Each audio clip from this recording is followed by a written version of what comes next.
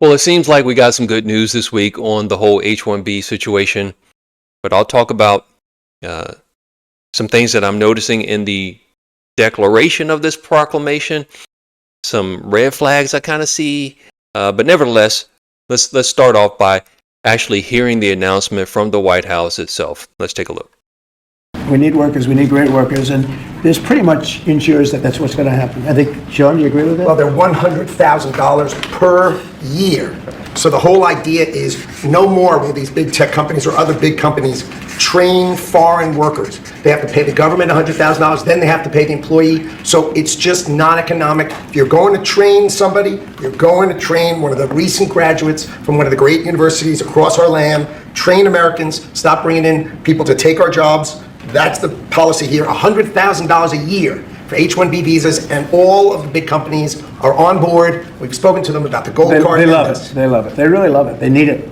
H1Bs are sometimes used by people already in the country legally on other visas or student visas. Does this apply to them or to renewals, or does it only apply to people applying for the first time from abroad?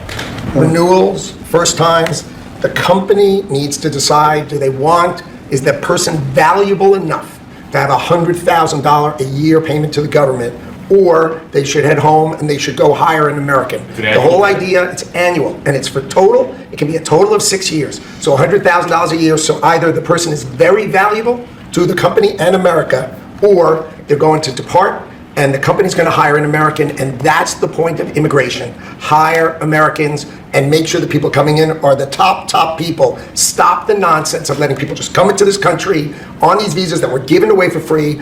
President is crystal clear. Valuable people only for America. Stop the nonsense. Stop the nonsense. All right, some things that he mentioned there are not in writing.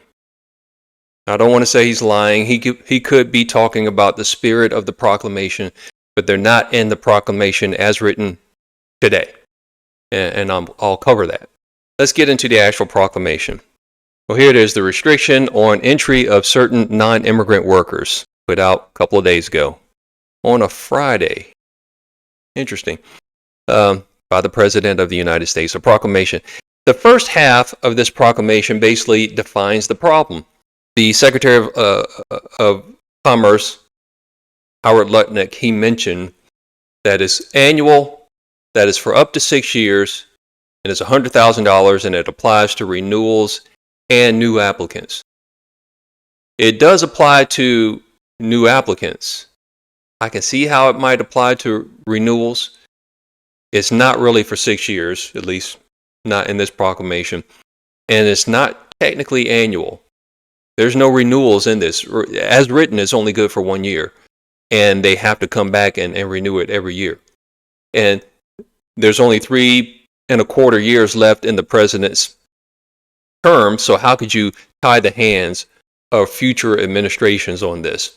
But let's get into this. The H1B non-immigrant visa program was created to bring temporary workers into the United States to perform additive, high-skilled functions, but it has been deliberately exploited to replace rather than supplement American workers with lower-paid, lower-skilled labor. And that is the truth. They get into some statistics that are interesting. The number of foreign STEM workers in the U.S.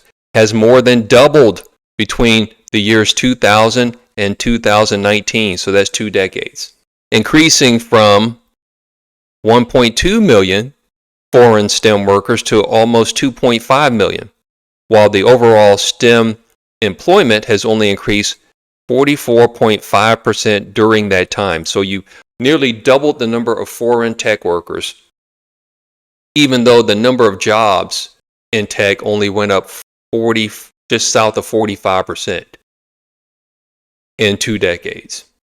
No wonder it's so hard to get work in IT. IT firms in particular, that's where I am, IT, have prominently manipulated the H1B system, significantly harming American workers in computer-related fields. I can attest to that.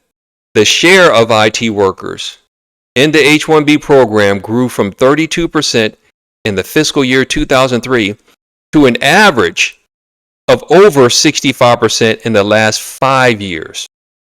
I feel vindicated when I said that at Bank of America, where I was a contractor a few months ago, or a month ago, for a few months. I was a contractor there, and I said conservatively, in the line of business that I was in, which was IT, it had to be at least 50% foreign-born Asian Indian workers, at least. And if I wanted to try to be accurate without going over, I would say about 80%. That is bananas. That's crazy. And I didn't notice this when I got started in IT. I started at IBM. The CEO at the time was a man named Louis Gerstner.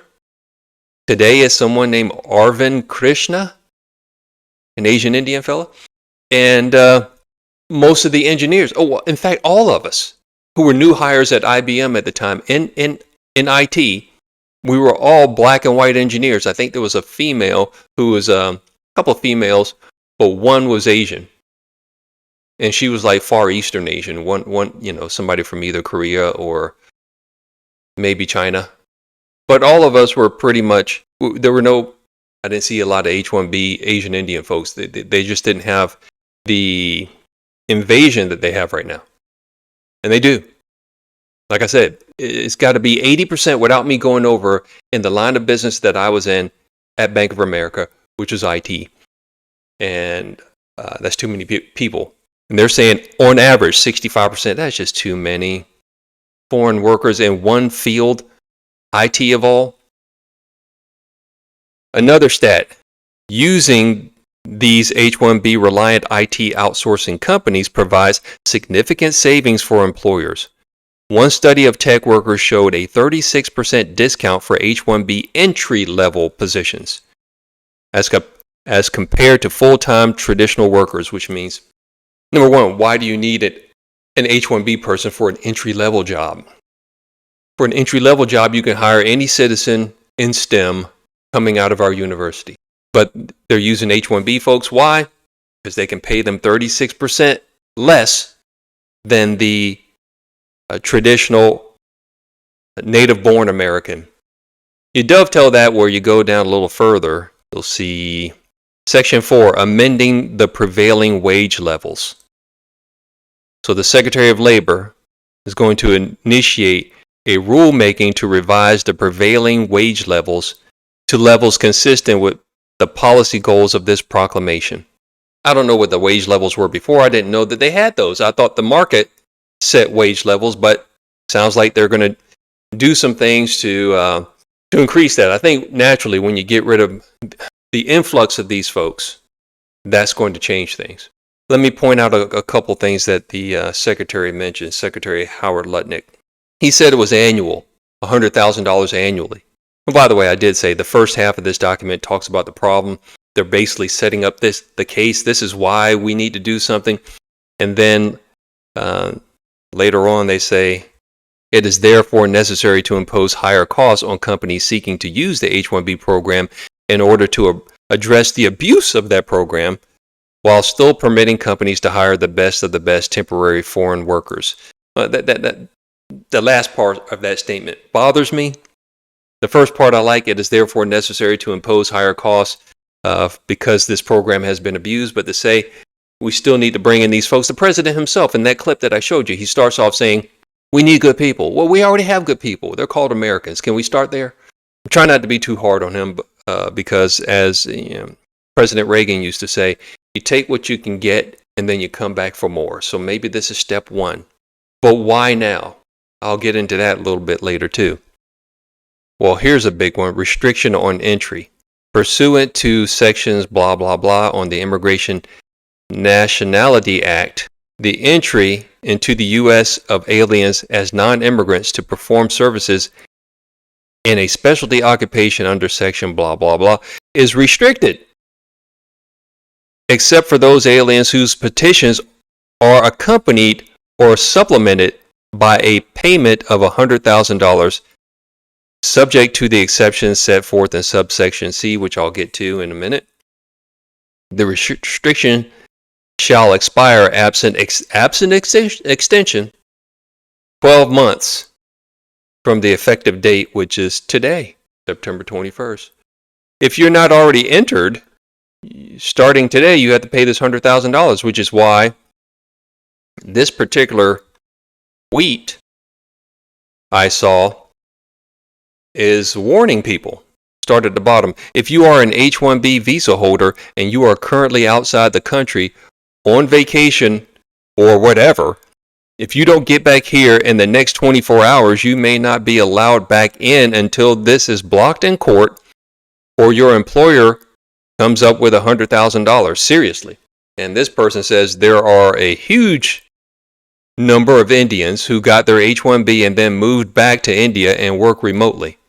All of these scammers are going to be absolutely screwed. Just incredible. So they're liking this. This has been a big problem.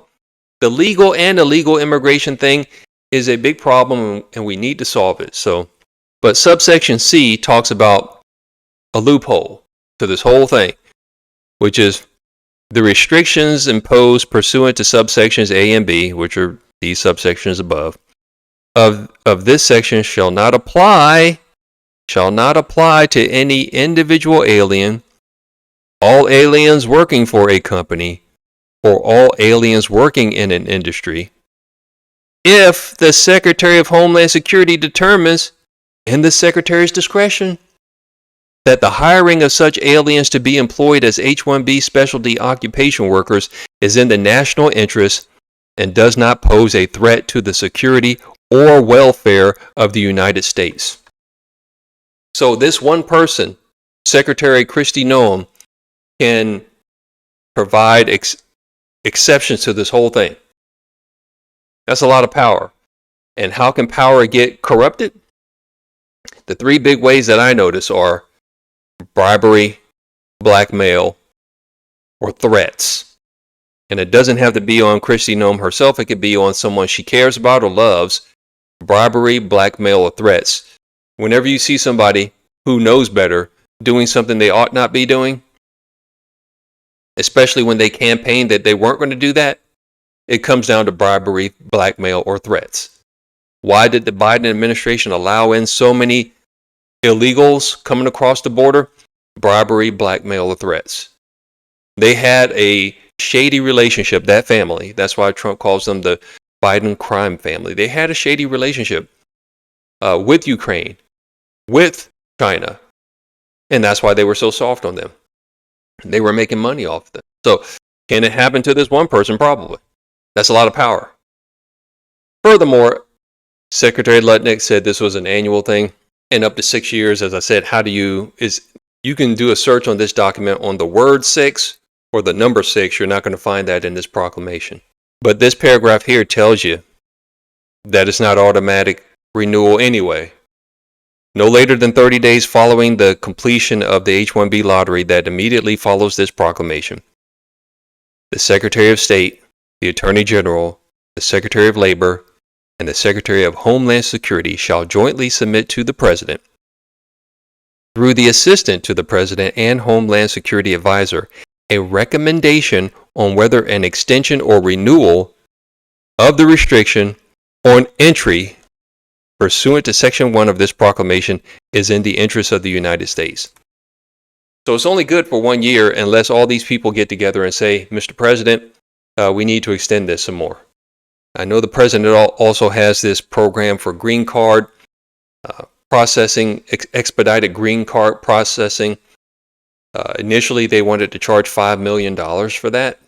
It's only going to be $1 million now, unless you're sponsored by a corporation, and that's going to be $2 million again. Whatever you tax, you get less of. Whatever you subsidize, you get more of. But what concerns me is these big corporations, $1 million is not a big deal to them. $100,000 per person might not be a big deal to them. But what concerns me is the President said they're all on board. He and Howard Lutnick said they love what they're seeing in this proclamation. Why? Why would they like to disturb the apple cart? They've been making out like bandits. Their wealth has increased. Did you ever think that you would live to see so many people worth over $100 billion? Over $100 billion. I think Mark Zuckerberg is like barely 40. He's worth over $100 billion. I think Facebook or Meta is $1 trillion, maybe multi-trillion dollar company. It hasn't been around but a couple of decades. They're making out like bandits. Why would they want to change anything? So that concerns me. Furthermore, you can read this document, but just with what I've shared so far, did you see anything in there that the Trump administration didn't already know on Inauguration Day back in January? They've known this for a long time. The reasons why you want to discourage all this H1B abuse and fraud and scam, they've known this for a long time, so why now? Well, the skeptic in me says this week following the assassination of Charlie Kirk, people have been connecting some dots on what really led to his murder. And they've also been noticing that the official story coming from the FBI doesn't pass the smell test. And you don't have to be someone who watched all 5 days of Candace Owens this past week, like I did, to realize that. Without her injecting her opinion, I still would have come to the conclusions that I have right now, which are, I don't believe what they're telling us. There's so many questions there, and I don't want to turn this video into a video going into all the data that I've seen surrounding that case. But I'm just talking about the timing of it just seems suspicious. Why now? Why not before? Why didn't you do it before? You should have known people were already hurting. Maybe you didn't know the statistic that it was over 65% of IT is in foreign workers. You had to have known. I mean, how do you not know? Somebody along the way should have gotten into your ear. This was a big issue before he was actually even inaugurated. December, people were talking about this online, the whole H1B situation. Why do you wait till September when they're still going through some arguments about whether or not we're going to have some continuing resolution on the budget? You know, the official federal budget begins October 1st, and we're a handful of days away from that. And they're going to have their battle out for, I thought we just already had a budget, the big, beautiful bill, the great big, beautiful bill. But now we need to have some sort of continuing resolution to continue to fund the government. Those people in D.C. makes you want to shake your head and holler. Nevertheless, overall, I'd rather have this news of this proclamation than not have it. I am suspicious of the timing, but it will make a dent. There will be some people, I think, using this, going to Kristi Noem, saying, hey, you have the power to do this. Can you give us a break here? And breaks will be had, if not by her, then somebody else. The next administration, they might not be MAGA, and they'll be soft on it. Soft on immigration, legal and illegal, as Joe Biden was. So, nevertheless, I wanted to bring this to the table since I got my channel started off talking about the whole H1B situation and how it makes so many people in IT unemployed and not really having the lifestyle that they should. I mean, in IT, you got to admit, if you're not in IT, if you log in and you want to log into your banking account and you can't get to it because they're down for service, well, guess who's doing that service on an evening and weekend? It's us kind of folks. Guess who's carrying around a pager or a corporate cell phone? It's us kind of folks. And people have sacrificed a lot. I know I've sacrificed, especially when I was younger. I don't so much today because I'm like, hey, give that to the new guy. I've paid those dues. But I'll do it if I have to. Nevertheless, people pay the dues and they're not getting properly compensated for it. So, well, we'll see where this goes. Tomorrow will be the first business day, first weekday that this is actually implemented. It just got implemented this morning, but it's a Sunday. How much is really going on? We'll see what happens at the airport, whether or not people actually have to pay this this fee before they get back into the U.S. if they've already left. But it's good news, nonetheless. Weighing it all is good news. I'd rather have it than not have it. That's all I have to say for now. See you next time. Bye-bye.